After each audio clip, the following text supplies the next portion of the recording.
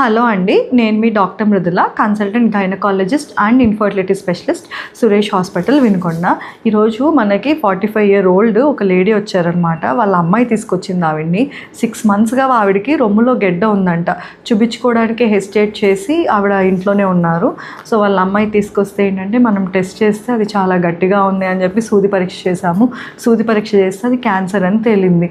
So ఈరోజు అందుకనే breast awareness video చేద్దామని చెప్పేసి ఈరోజు ఈ వీడియో చేయడం జరుగుతుంది.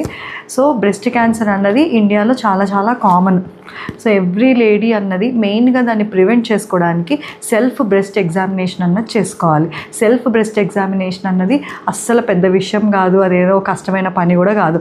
అందరూ మంత్లీ వన్స్ చేసుకోవాలి. పీరియడ్ అయిపోయాక 6th day కానీ 7th day కానీ మంత్లీ వన్స్ ఆ బ్రెస్ట్ ఎగ్జామినేషన్ అన్నది చేసుకోవాలి. అది ఎట్లా చేసుకోవాలి అంటే స్నానం చేసేటప్పుడు చేసుకుంటే బెటర్. ఎందుకంటే హ్యాండ్కి సోప్ అప్లై చేస్తారు కాబట్టి లూబ్రికేషన్ లాగా ఉంటుంది. రైట్ బ్రెస్ట్ని లెఫ్ట్ హ్యాండ్తో ఎగ్జామిన్ చేయాలి, లెఫ్ట్ బ్రెస్ట్ని రైట్ హ్యాండ్తో ఎగ్జామిన్ చేయాలి. ఎగ్జామిన్ చేసేటప్పుడు ఏంటంటే వాళ్ళ హ్యాండ్ అన్నది వాళ్ళ హిప్ పైన ఇట్లా పెట్టుకుని ఆపోజిట్ హ్యాండ్తో ఎగ్జామిన్ చేసుకోవాల్సి వస్తుంది. అండ్ ఎగ్జామిన్ చేసినప్పుడు ఎప్పుడు ఇట్లా పట్టుకున్నట్టు చేయకూడదు.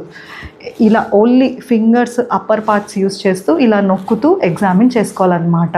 సో ఎక్కడి నుంచి ఎక్కడికి చూడాలి, గడియారంలో ముళ్ళుల్లాగా 12 o'clock నుంచి 12 o'clock వరకు ఇట్లా ఒత్తుతూ బయట నుంచి లోపలికి వస్తూ చూడాలి ఎక్కడైనా ఏమైనా గెడ్డలు తగులుతున్నాయా అని చెప్పి. అట్లానే చంకలో కూడా ఒత్తుకొని అక్కడ కూడా ఏమైనా గెడ్డలు ఉన్నాయా అని చూడాలి. లాస్ట్కి నిప్పుల్ కింద భాగంలో కూడా ఒత్తుకుని అక్కడ కూడా ఏమైనా గెడ్డలు ఉన్నాయేమో అని గమనించుకోవాలి. అలానే అటువైపు బ్రెస్ట్ ఇటువైపు బ్రెస్ట్ 2 బ్రెస్ట్లు అన్నది స్నానం చేసినప్పుడు ఎగ్జామిన్ చేసుకోవాలి.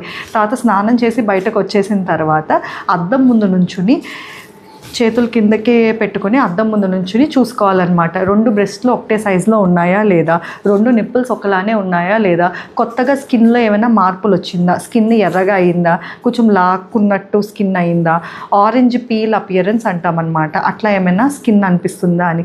నెక్స్ట్ నిప్పుల్లో ఏమైనా చేంజెస్ ఉన్నాయేమో చూడాలి. ఇంతకుముందు నిప్పుల్స్ బయటకు ఉండేవి కానీ ఇప్పుడు కొత్తగా లోపలికి లాక్కుని పోయినాయన్నా, లేకుంటే నిప్పుల్ కలర్ ఏమైనా కొంచెం చేంజ్ అయినా, సైజు చేంజ్ అయినా, లోపల లాక్కుని ఉన్నా చూసుకోవాలి. అలానే నిప్పుల్స్ని ఒత్తుకొని అందులో నుంచి ఏమైనా డిశ్చార్జ్ వస్తుందేమో అని చూసుకోవాలి. నెక్స్ట్ 2 చేతులు పైకి పెట్టుకుని అద్దంలో చూసుకున్నప్పుడు ఏదైనా ఒకవైపు నిప్పులు అన్నది లోపలికి లాక్కుని పోతుందా ఆర్ సైజ్ తగ్గిపోతుందా అన్నది గమనించుకోవాలి. ఇవన్నీ చూసిన తర్వాత పడుకోవాలి. బెడ్ మీద పడుకుని మళ్ళీ సేమ్ ఈ స్టెప్స్ అన్నీ మళ్ళీ రిపీట్ చేసుకోవాలన్నమాట. ఇలా జస్ట్ నెలకి ఒకసారి మనం చేసుకోవడం వల్ల బ్రెస్ట్లో ఏమైనా లంప్స్ ఉంటే అర్లీగా డిటెక్ట్ చేసుకోవచ్చు. బ్రెస్ట్లో ఉన్న ప్రతి గెడ్డ క్యాన్సర్ ఏమీ కాదు, అలా భయపడాల్సిన అవసరం లేదు.